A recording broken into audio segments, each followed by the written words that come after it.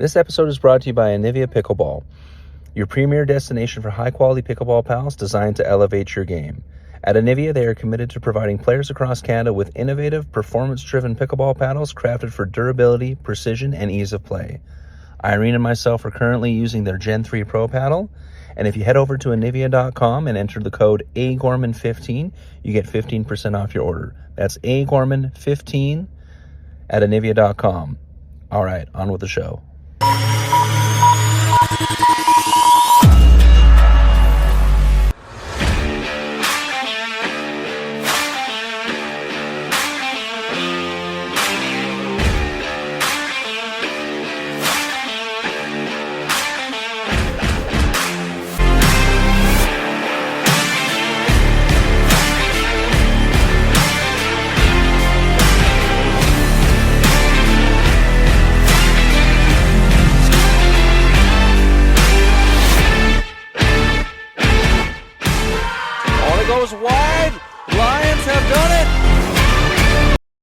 All right, we are back in the Pickleball Diaries. We have some emergency news that we had to go after. How's it going, Vic?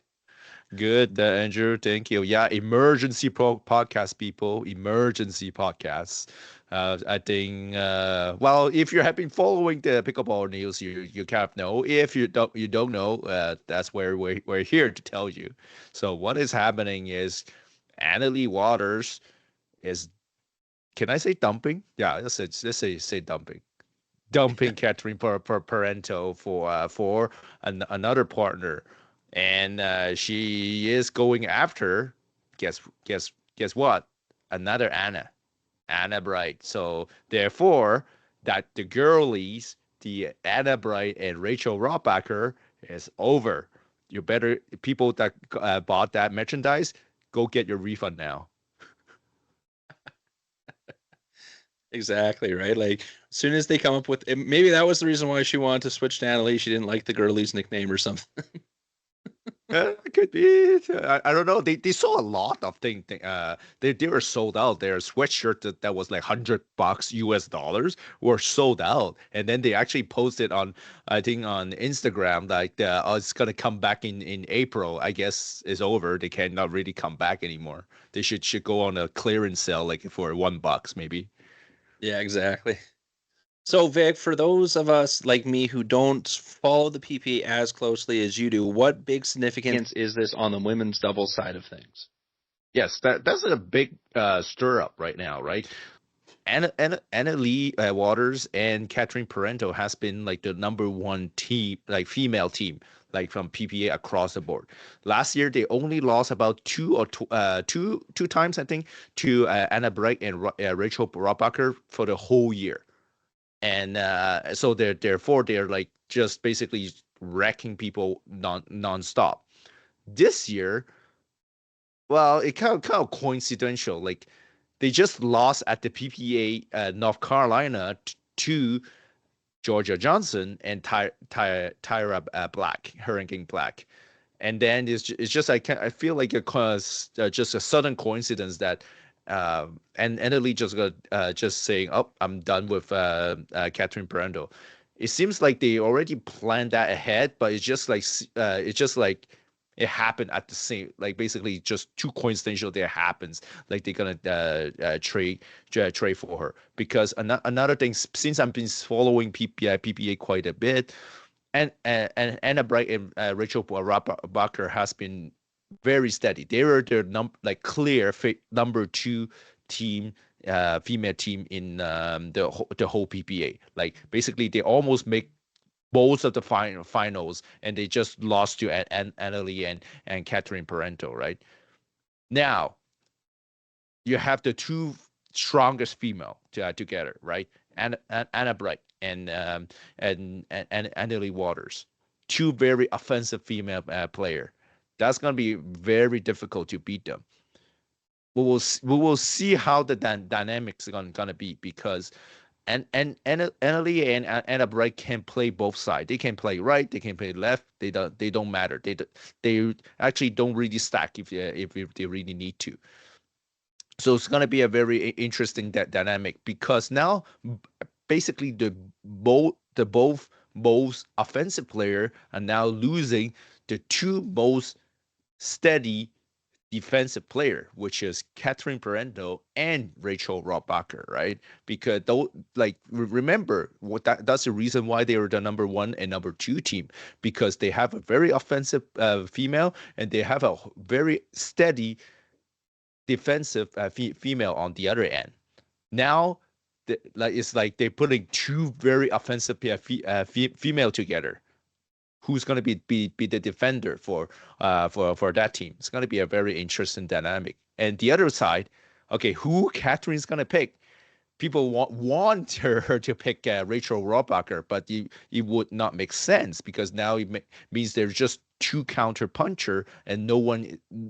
Both of them are not really the initiator in the points, so they probably gonna have to actually pick someone else that's more offensive. There will be that definitely no lady is gonna be as offensive as Anna Lee Waters and Anna Bright, so they're gonna have to pick others like Georgia Johnson, Tyra Hurricane Black, Kate Fahey, Buck Butler. Those are just a couple of female that's they're super offensive, but that's going to be very interesting. And other people also say that it will work out because Anna Lee had played with Anna Bright before, and they had success. They did won a couple of tournaments together. So it's going to be very interesting to see. And they said they're going to partner up for the rest of the year, a little bit like that Ben Johns with Gabe Tardio. So we'll see how it goes. Do you do you want me to go elaborate? What's the reason why Anna Lee wants to go with Anna Bright? Oh, absolutely. That's what we're here for. All right. So a lot of people was wondering, okay, they're a number 1 team. Like then Anna Lee and Catherine was like number 1 team. What is going on? There's a couple of things going on now in PPA. First of all, there used to be an appearance fee in PPA. They're like a major PPA contract, right? So basically, you just show up at on the tournament, you're gonna get paid. If you win, you're gonna get even more, right? But it's that prize money versus the appearance fee was like basically there's a big disparity. So that's the reason why last year a lot of people actually criticized Colin Johns not playing at his full level in some of the tournaments, because basically Colin Johns like, I don't need to perform. I just basically just need to show up and get my money, and that's all. Now because this kind of appearance fee contract is actually now over. Now all the players is actually don't have that appearance fee anymore in PPA. They actually go back back to that prize money. So therefore, for Anna Lee, she wants to win every tournament because she's a professional player, so she needs to get that prize money in order to get her that as one of her main income, right? So therefore, you want to partner up with someone that's going to be able to give you the consistent win all the time. Then you might everyone from here might counter, well, they won pretty much everything last year. What are you talking about? Yes, but that's the caveat now. If you're looking from the starting of this year, Anna Lee and Catherine Parenteau are not winning as easy as before.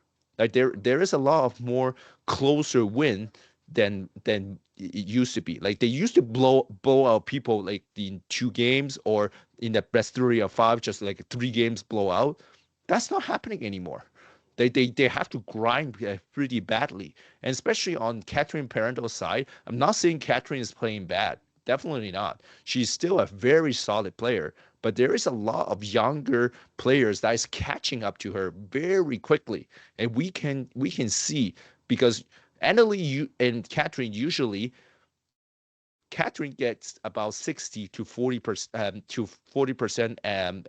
Annalie amount of balls, but now the more and more we now having 70% at Catherine's side, or even 80% Catherine's side, 20% and Annalie. So like even the opponent seems to is catching up and trying to change that tactic, attacking definitely much more Catherine Parenteau than actually and Lee. And you can see and Lee is trying to poach at sometimes, and when she overpoached and she got burned multiple times. So therefore, she's trying to kind of level up the playing field by having Anna Bright, which is she's much younger than Catherine Parenteau too, so that they can actually sustain that attack and momentum.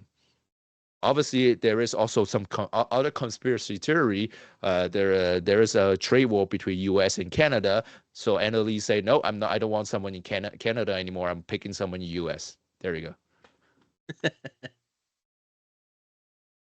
I'm laughing at that one a little bit, seeing how Catherine's basically been living in Arizona for like how many years now. So Yeah, even that's though what she's still I'm just saying. technically It's like, Canadian, but she's basically been a U.S. resident for the past like 4 or 5 years. So yeah, but yeah, it's just too bad. Like I did like that rivalry of yeah, Anna Bright, Rachel Rohrbacher against Annalie and Catherine. But now seems like, well, if you can't beat them, just join them, right? yeah, and it's kind of disappointing because with them up, with those two up on the rise, and then going after like the apparently unstoppable giant and getting a few licks in themselves, it was like primed to be like a really good long lasting rivalry, and now it's like they kind of blew it up before it had a chance to really come to fruition, right? Like, could you imagine like this whole if it was this whole year of them just meeting in the finals 9 times out of 10 every single time, like you're guaranteed an insanely good championship Sunday match. And now it's like, okay, well, depending on who Rottenbacher gets and Parenteau gets, it's like, hey, is it just going to be Annalie and Anna Bright just destroying everybody again? Like, It could and then it could and then be. it's like, hey, why are we going to bother tuning in for the finals? Because they're not going to have any competition now. Like we said, that might not be the case depending on who Parenteau and Rottenbacher get, but you run that risk of now it's going to go back to okay, they're just going to win. So what's the point of watching? Yeah, it will be having that transition period probably that the the players has to get used to that new partnership and trying to beat that partnership again. And also on the other side, I felt bad because for definitely for Rachel more than Catherine. Not saying I'm on the side of Catherine, but like think about Rachel Rohrbacher. She was brought up by Anna Bright. Basically, she no one knew her about her like almost a year or two ago. Anna Bright brought her to the MLP team and then brought her into her wings in PPA, and they're like the second most dominant team because she brought Rachel Rohrbacher with her. But now suddenly you say, Annabelle say, no, I got a call from Annalie. She wants to play with me. Ciao, deal with your problem now. So it feels like a real dumpster fire, basically. And on the other side, like they just started that girly brand, like just basically just started. Like people say, well, I don't think Anna Bryce gonna dump Rachel because they started that brand is getting traction. Nope, it's like basically see ya. Yeah. So yeah, so I guess we'll watch the next couple of events coming up and see how it works out. And who knows, maybe like as much as Annalie and Anna want to play with each other, you never know, that might come with a lot of paddle clashes in the middle with both of them used to being the dominant player on the court, right? So Yeah. you never know, you might see them get stumbled up quite a few times those first couple of tournaments. Yeah, definitely. And it also is I feel bad too because Rachel was not having a good year, start of the year. She's not having a lot of good tournaments these a couple of months. And that kind of sucks. I thought that Anna Bright would have tried to get her back, like bring her back into the wings to try to pump her up, but it seems like it's unlikely gonna happen. But we're watching with a keen eye when Annalise is gonna dump Ben Johns, right? Okay, so and who? What's your first pick then if she does? Who's she going with? She gonna definitely have to pick a younger guy. So one of the guy I was picked is either Gabe Tardio. That would be well, he's currently Ben's partner, but Gabe is a very electric um, uh, guy into tour, and he can defend. He is super deceptive on this attack. So that'll be a good team. Another one, unlikely, but they were playing good before. J.W. Johnson, that has been playing with Annalie before, so that, and they have been performing super well together. But now would he dump Georgia Johnson, which is her sister, for Annalie? Maybe more unlikely, right? So, but that would be a very good pairing together. Some other maybe not as uh not as predominant that will happen, but it will be interesting to happen. Um, Deco Bar could be a very very good pick because remember Deco Bar did beat Annalie and Ben Johns when he partnered up with Anna Bright, and with his long wingspan, he's super dangerous in mix. So that's a very interesting. Christian Alshon is going to be very questionable because technically Christian Alshon is like working with his mom too. Like Lee Waters is actually Christian Alshon's coach, and some unconfirmed rumors saying Christian Alshon is dating Annalie Waters too. So I'll say very unlikely they would want to partner up to together, because we have seen that a lot of those kind of like girlfriend and boyfriend, or even what husband and wife partnership that didn't actually make any impact into tour. For example, I give you like Matt Wright and Lucy Kovalova. They technically never really make it to the final. Julian Arnold with Laura Stratman, same thing. No, nothing very very particular that had happened with those two. And more recent one, Hunter Johnson and Paris Todd, they probably never actually made it out of a quarters. So that I would say that's why I say that is not will be a more unlikely to happen. Um, I would say that's it for the moment, because and like Annalie, it's not more who the guys want, like the guys wanting Annalie, is more Annalie who wants which guy, because technically Annalie can almost make it to the semifinals with any guys, probably even with me. She probably gonna make it to a semifinal. Like she does not need a need a very strong male, but she probably needs a male that can complement her game and take that alpha male as required. Yeah, exactly. Yeah, and as someone who does play with his wife, you have to know how to talk to each other, and so I don't recommend, like, for boyfriend and girlfriend, especially a new relationship, and for how competitive those players are, I don't know if I would recommend it. Like, me and Irene started playing together after being married for 15 plus years. Right. So we already knew how to work with each other, what not to say and what to say. So, and even now and then we still once in a while have a spat on the court, but it doesn't last very long anymore. So, but yeah, so yeah, like you said, I don't foresee it happening very often. You have to both know each other very well, and you both have to be that kind of understanding, uber competitive person. So, Exactly. So it's gonna be interesting. Will Annalie dump Ben this year? I would say unlikely. Next year, maybe. I'll say probably next year she might dump Ben, if, especially this year, they're not be able to consistently make it to the final. yeah, exactly. All right. So we also have a special announcement. So we are having another podcast join our Pickleball Diaries family.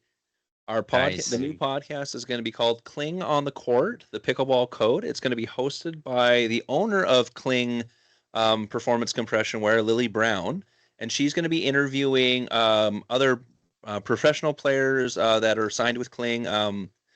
If you look it up on in Canada, there's a bunch. There's like a Matthew Kawamoto, there's Jeff Elwood, there's Jonas Dahl here, Jessica Kawamoto. There's so many more, and I've already edited. I'm in the process of editing the first 2 episodes for that, so stay tuned for that. That'll be a weekly series, and probably within the next 2 weeks, so the first episode will come out. So the first episode is just me introducing Lily, and you get kind of her backstory of how she got into pickleball, the start of Klyng, and all that stuff. But then after that, she's going to have guest, like I said, guest pro coaches, pro players on talking about different aspects of the game, and also and they'll be breaking down stuff. So stuff that sometimes you don't think about, like say return of serve, but like not just like where you're supposed to hit, but your proper body position, proper body movement to prevent injury, to prevent unnecessary things. So it's something really good for people just playing pickleball for the first time who say maybe not have as an extensive as a sports background as say me or Victor.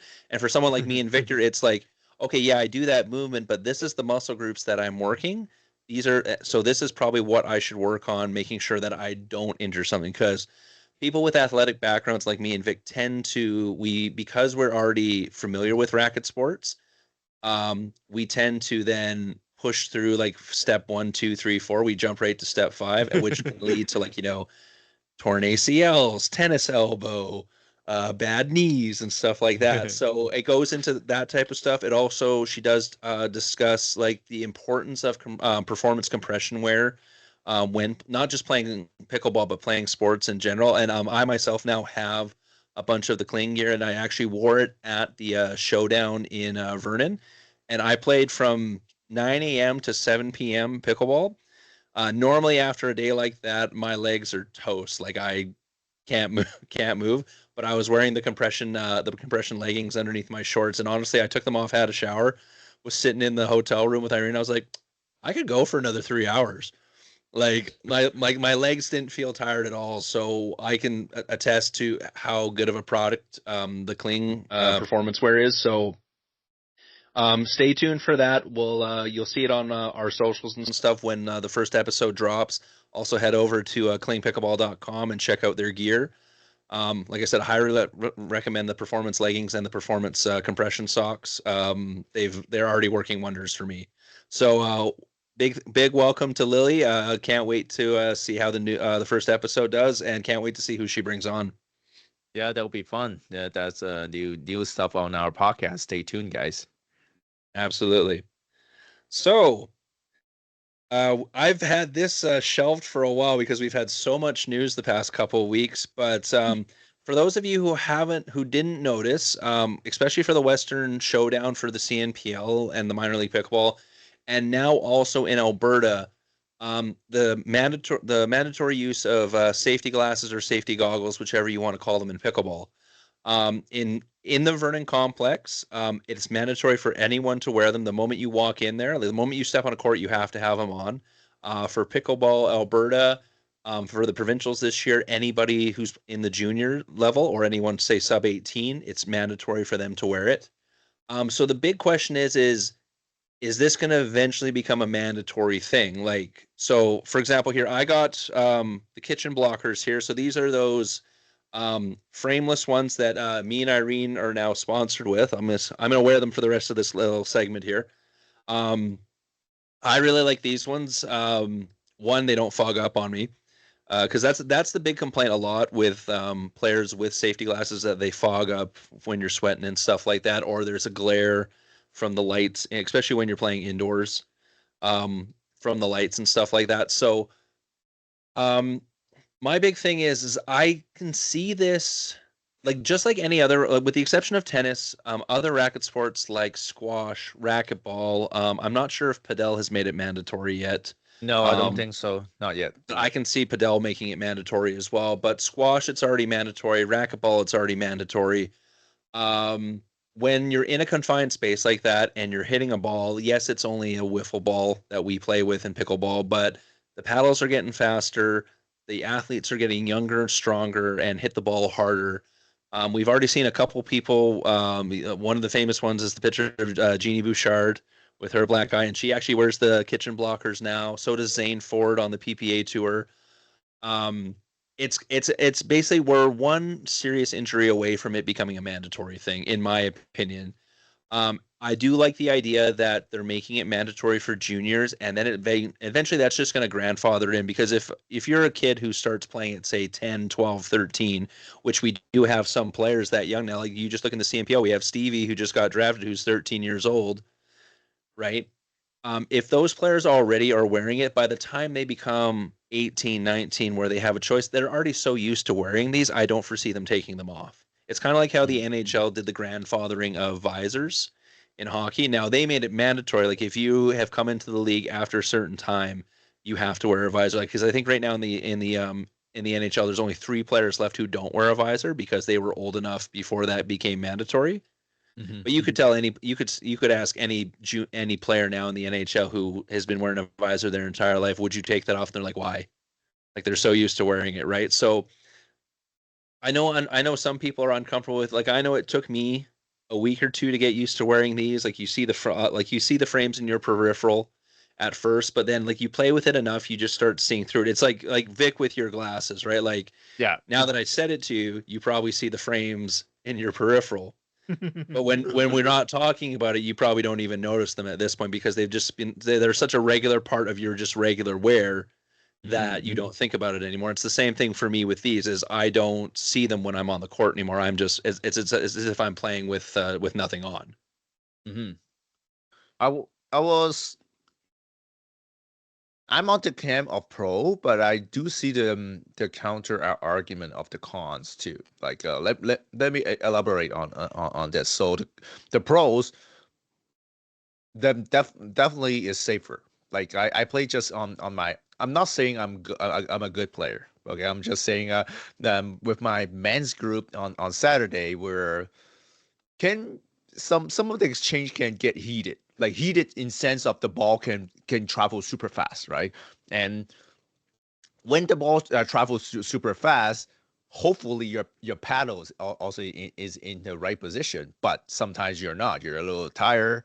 We're not pro pickleball players, so sometimes our paddles are out of position, and we either got whacked by our partner or got whacked by our opponent because he like he is a way like he hit a way out shot, but I'm just not ready to get off the way, or basically my my opponent is getting tired. He's just whacked the wrong ball that he's supposed to hit, and he's not intentionally tried to hit you, but he hit it. Like what you're gonna do, right? And those are the yeah those are the problematics that you're gonna get. Like I was lucky, like a couple of times I got my glasses, they hit it, but it was on my glasses, so what? Nothing happened, right? I'm still I don't even get a bruise because my glasses absorb it most of the hit, right? Um, we have to think. We also have to think. That kitchen line. It's not a lot. 7 feet, right? 14 feet. If each other, we're not like tennis unless you're like going into at the net. Okay, maybe you might get hit, but still, like you like most of the time when you get hit is that player is charging in, right? You see that player's coming in. But in pickleball, you're stationary, right? You most of the time stationary, try to dink or try to reset that ball or trying to counter. Basically you're not actively getting away from that ball. So that therefore your reaction time is much cut down so much versus other sports. So therefore it is a kind of a safety net that you're buying in order to just making sure you're gonna having an eye injury or having other injuries. As Andrew said, sports getting younger and younger. Some people like me and Andrew, we're not getting younger, right? So therefore, our reaction speed is gonna get slower. Those kids is gonna get faster. Therefore, if we're gonna play against those kids, high likely we're gonna eat it. Right? You probably want to have protect yourself. And for the kids also, like if they drive at you and I block it like not properly, if I block it up and I going right to that kid's face, well, that kid's gonna eat it. Then now, if you have to get you have some sort of protection, then it's a win-win situation. The kid might get hit, I might get hit. No big deal. It's okay. Like everything's still intact, right? If I get hit in the chest, different story, right? I have fat that can protect it, right? So right, so I'll be fine, right? But on the eye, you cannot put fat on the eye, right? You can't do that. Like you can't train your eye that you have muscle to protect that area. So we definitely need something to protect it. And when, especially like your vision is life, you lose your vision, I'm sorry. Even how advanced our technology are now, I didn't see any grafting we can do for eyeball at this point. We're not there yet. Maybe we don't have the visor from for Geordi from Star Trek yet. So no, we don't have that. So therefore that's very important. Now I say the pro side. Let's say the other side, which why am I con on the eyewear? Even though I wear them, okay, I because I need it. This is prescription glasses, so I wear it all the time. But I do understand for people that does not like to wear it. First of all, if you never wear it, is definitely there is a layer in front of you. Definitely, you're like, why there's a layer in front of you, and that especially on a pro game, which your reaction time even cuts down even more, right? If I'm hesitating because I'm trying to blink my eye to watch, and now the ball is coming at me, like they will come with a counter argument. Sorry, my reaction speed got even cut more than that. I don't have a glasses. So are you really protecting me or not protecting me now? Because now my reaction time is slower. I'm supposed to be able to get out of the way, but now because I have something that is bothering me, now I'm gonna get hit. Right, so that will be one of the argument. Another arguments too is people that does not used to wear glasses, the fitting and the secureness sometimes is not as good as like a real prescription glasses. When you go to optometrist, they really gonna adjust it, making sure everything is fine, that your is everything is stuck in your head. Even though you say, okay, I can get at the strap, okay, but now the games is getting so fast. There is jumping, there is like big wind up topspin, there's a big smash going on. I can easily toss that glasses off my way, or just disturb it enough. Now I have to readjust into the game while I don't have time to react onto it, right? I add even one more disadvantage. What happens is my glasses drop. If I drop it to the kitchen, that's a non-volley zone fault, right? I added an extra element that I can drop onto into the kitchen, right? If I'm not used to it.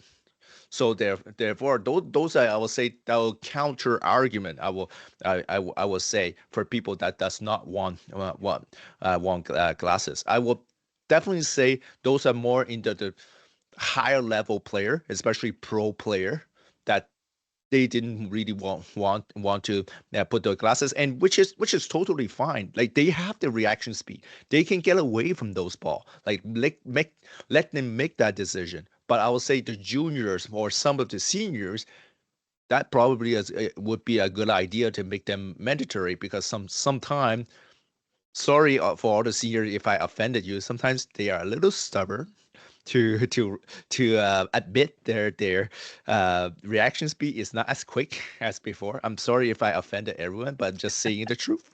I'm just saying the truth, right? Or the younger kids, they're say also same thing. There's sometimes if I offended you, I'm sorry. Stubborn, saying I'm fast enough, I can get away of it, right?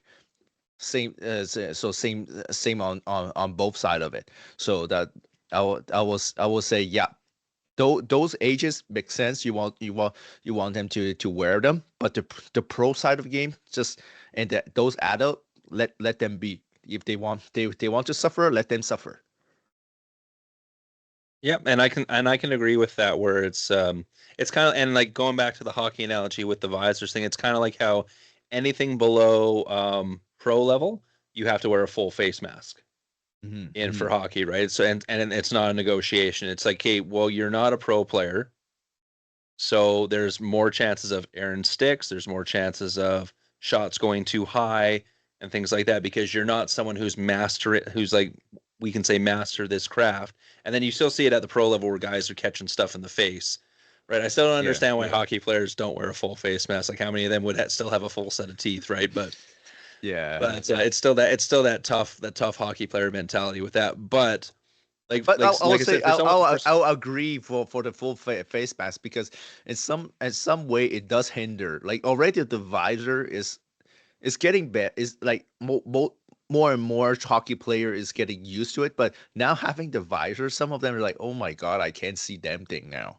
I agree. You can also make that make that argument. Well, if you start young, you should be fine. But a lot of those even junior players say no, it does hinders a little bit their vision and their ways of playing. So I don't know. There's never a perfect picture, right? A perfect solution. There's never a perfect picture at all. But like the way I go for it is like kind of like what you said. Like you lose your vision.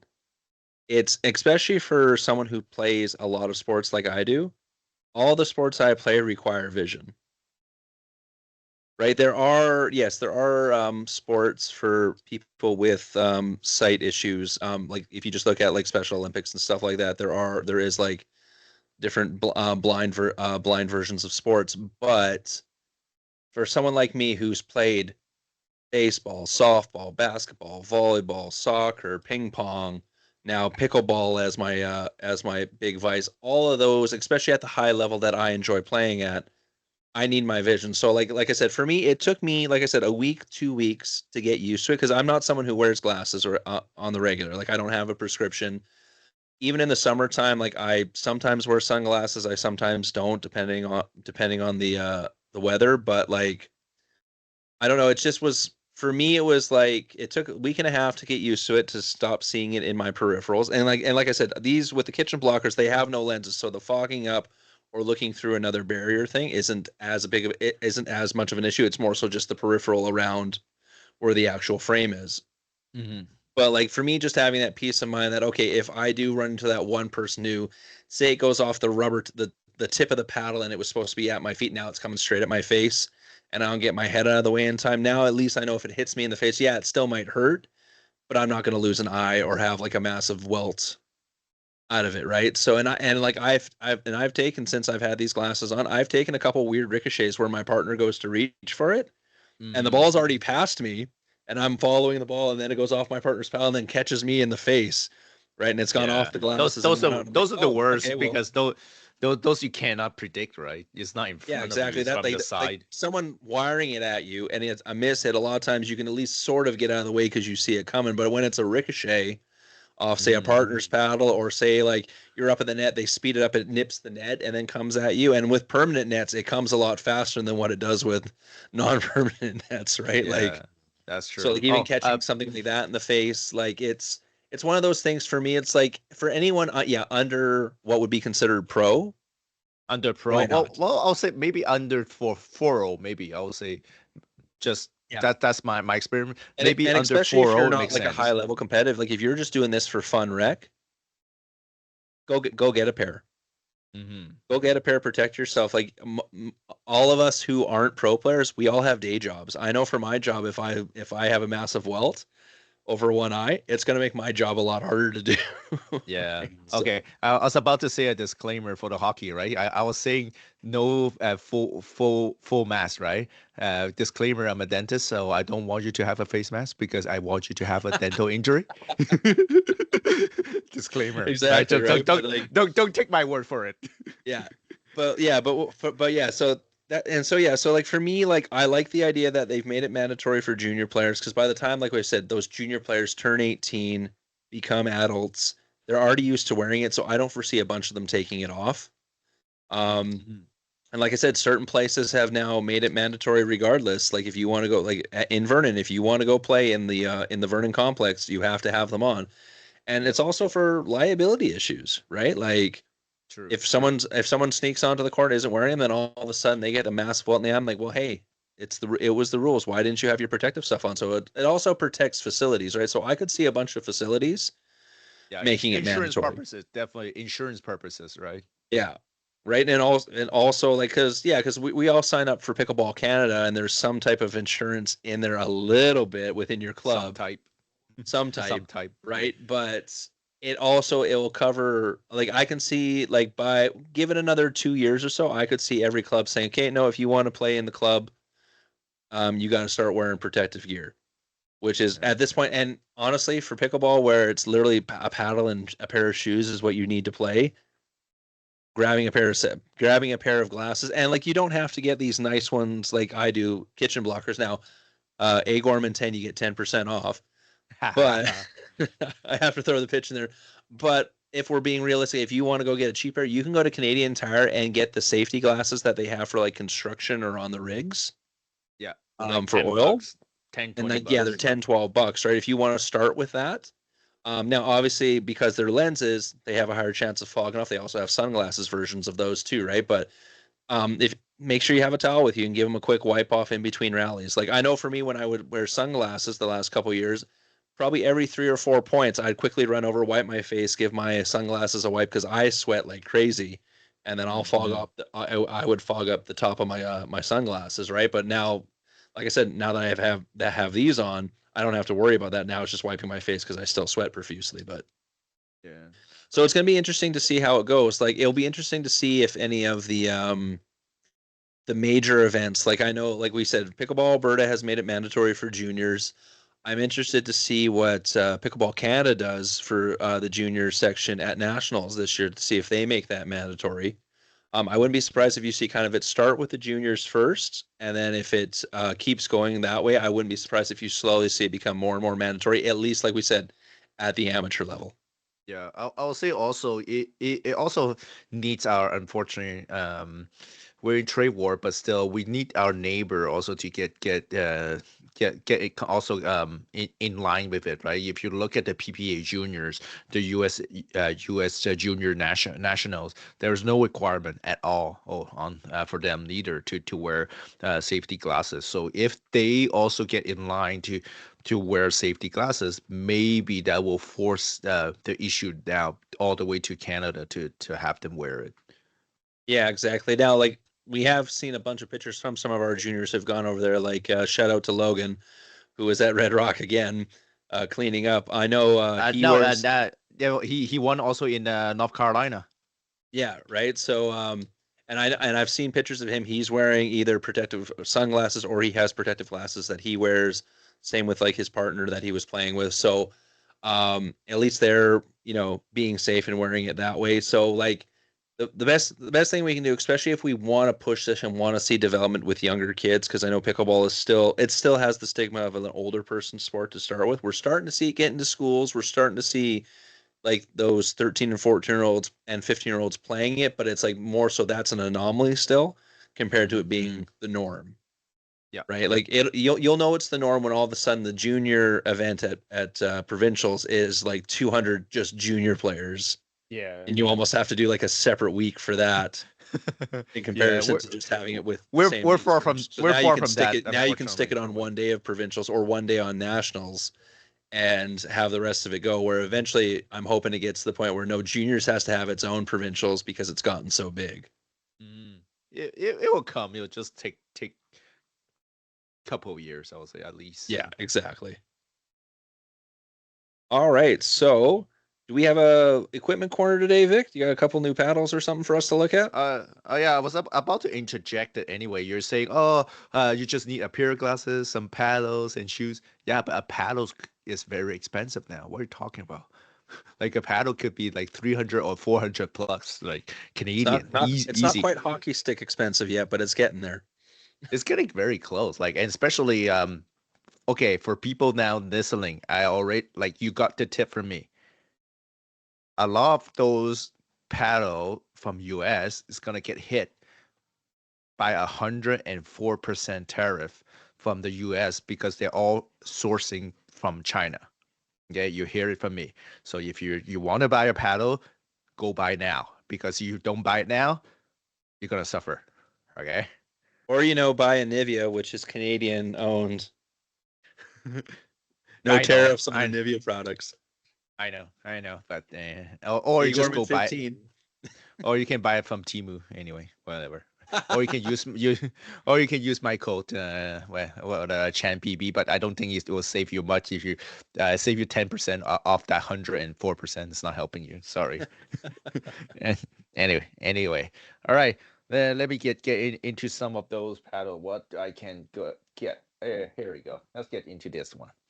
Let's get back to my Proton. So now I have hit a little bit more. I'll get a little bit more, slightly more in-depth review on this paddle. So it does have broken. It felt definitely different than before. It used to be fairly stiff. This paddle is now in a very good foamy feel now that I like.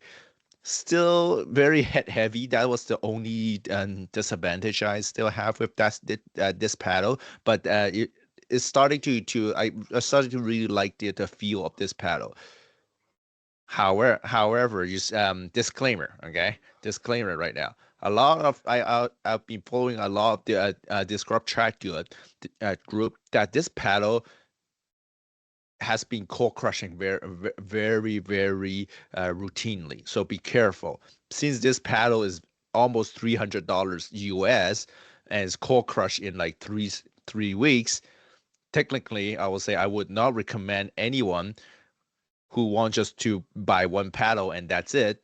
This is not a paddle for you. Okay, this is definitely not a paddle for you. You want to buy this paddle is because you have money, or you're a paddle nerd like me, or you want like the prime performance out of it, and that's all. Okay, so this is my disclaimer. All right, next paddle. Oh damn it! I didn't bring my Perseus 4. I'll go get it in a second. I will talk about the other ones. All right, this one, the 11624 Hirachi Power Series. So obviously, this one got a lot of traction out of some YouTubers, some other reviewers. I did buy one. Got one myself actually. This paddle it started to feel like a very stiff paddle. Also, it feels like almost like you're hitting like a plywood basically. If at first, like it felt like one of my paddle behind that OG power paddle that the Selkirk 002, it felt like that before. But as you're hitting it, that paddle also slowly gets softer and softer. And now is in a pretty happy place right now that I like. It didn't really break in more, means it did not really get more powerful, but it did get softer and softer into my hands, which is very good, which is something that I like. And I has been following also on some of the Disrupt group.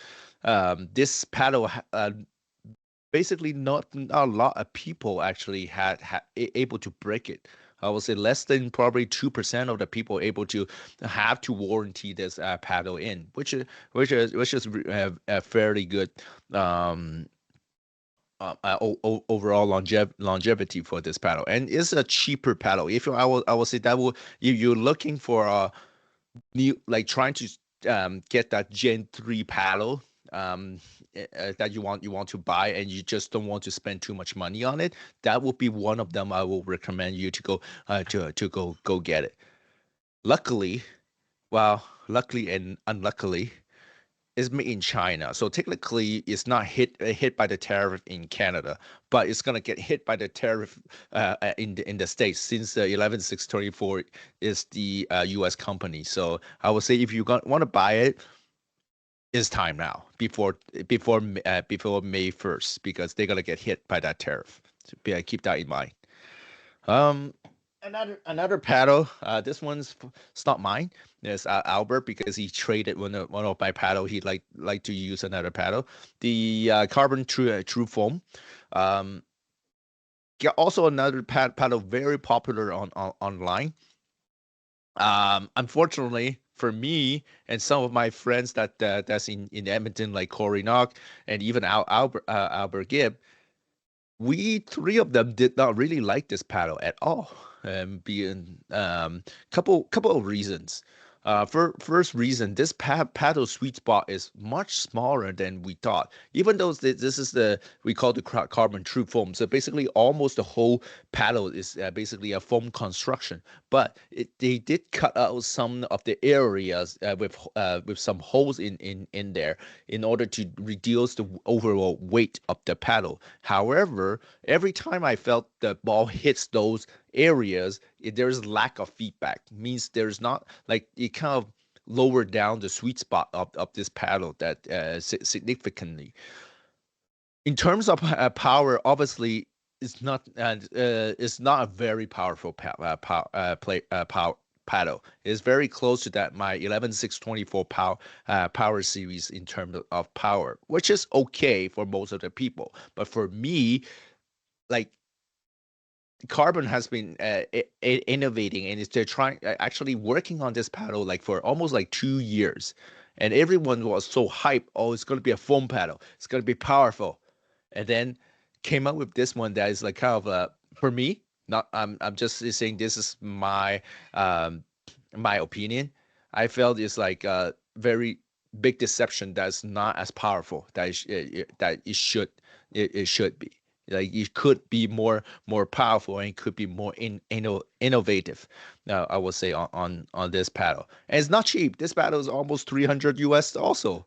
So like, why would I get this paddle if I don't have much of an improvement versus other paddle? That's just me. But other than that, I'm not saying this paddle is bad. It's just like it had the potential to be more, but it wasn't there. That's all. Yeah. Okay. Just give me a second. I'll go get my fourth paddle because I forgot about it. I thought I brought it. Give me a second. You're probably Okay, going while Vic is running to get that, I am going to show off the Nivea paddle because I use this all the time. So the Gen 3 Voltex Pro. Me and Irene both use this. I use the 8.2 ounce, which is the one I'm holding in my hand, 16 millimeters. Irene uses the I want to say it's 7.02, like that. Carbon fiber paddle. I really like it for it has power, it has control. My resets are very, very good with it. And as I was jokingly saying earlier, me and Irene are both sponsored by Anivia. So if you go to anivia.com, enter agorman15 in, and you get 15% off. They do have another paddle coming out soon. I can't say what it is yet because they haven't officially announced it, but I'm really looking forward to that one coming. All right, go There you ahead, go. Vic. I'm back. So you see, I'm a little bit unbiased. I'm not sponsored by anyone. No paddle has been sponsored by me. Some of the paddles they say send it to me, but there's no guarantee if I give you a good review or not. So I'm unbiased. All right, last paddle, the Yola Purses 4. The latest paddle that Yola have, obviously, if you're the unfortunate one like me who had the mod, but it's gonna get sunset in July 1st. Like, oh damn it, what am I gonna use? There you go. There you got the Purses 4. So people who still have the mod, please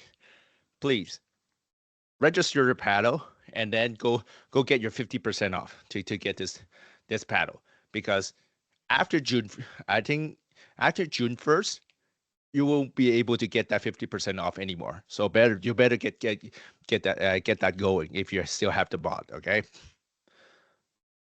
Is the Yola Purses 4 like the mod? No, definitely not. I'm telling you, you won't have the amount of power that you have from the mod. Definitely not. Okay. What I will actually put as this Persist 4 is more, I will say, a slightly tuned down Yola 3S kind of paddle. That in terms of power, right? That's what you they're aiming for. Because obviously they want to be compliant on both of the association, like the UPAA and the USAP. Yep. So that therefore this paddle, if you go into the MLP, you're going to play it at the PPA, no problem. This paddle is compliant to play over there, and you'll be able to play your USAP sanctioned tournament, and not a problem. I that's also biased from me. I prefer the 14 millimeters always versus a 16 millimeter. It's just because of the swing weight. The swing weight of the 16 is about almost at the 123-ish, so which is on the high side. And on my 14 millimeter, I have about 118, which is a fairly maneuverable paddle. And I'm a very aggressive player. I like the hand battles. If I have something very heavy, like I suffer at the net. I can feel my hands are being slow. So when I play with my the Proton the Project Flamingo, I can really feel it. I was like, oh my god, like this is heavy. Why is like like why I'm so slow? So therefore, if you like the hand battles, definitely this is a good paddle for you.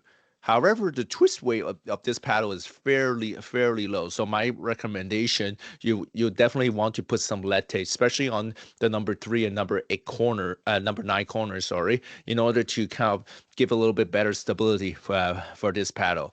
It's still breaking in. I had it about 2 weeks now, so I can felt the power level is starting to increase. So I cannot tell you is this paddle is fully breaking yet. I'll give more detail when it hits that 1 month mark. Hopefully, if it will finally completely breaking and stop. Nice. All right. So before we wrap up this impromptu episode, I have another blind ranking for you, Vic. Okay, let's go. All right. So this is worst excuses for missing rec play. So this is say you have a scheduled rec play and the day of this person phoned you and now can't come. And we'll say, for example, this F's up your numbers. So say you had 4 and this is person backing out. So now you only have 3. Oh, okay. Okay. So this Like, is is it so is it worst excuses. last So minute? number 1 is the worst excuse. Okay, Number 5 is the one that's like, okay, I kind of get it. gotcha. Type of thing. Okay. Sure. So let's fire that up. have to work late. Have to work late. That depends. That could happen. I'll give it 4 because I have happened to me a couple of times, and I'm actually working late. I can't do anything about it. Yeah. All right. Date night. That one depends on if you have a wife or you don't have a wife. Yeah, but for me, it's like, hey, you already scheduled the drop in. Like, Right, but if your wife tells you this is a date night, are you gonna refuse her? Right? I'm just because you have a pregnant wife right now doesn't mean Vic's in that hardcore happy wife, happy life buy rate here with Mabe. Yeah, exactly. So that's what And I'm I saying. can't really attest to this because me and Irene play the same pickup. So let me put as 3 right now for now.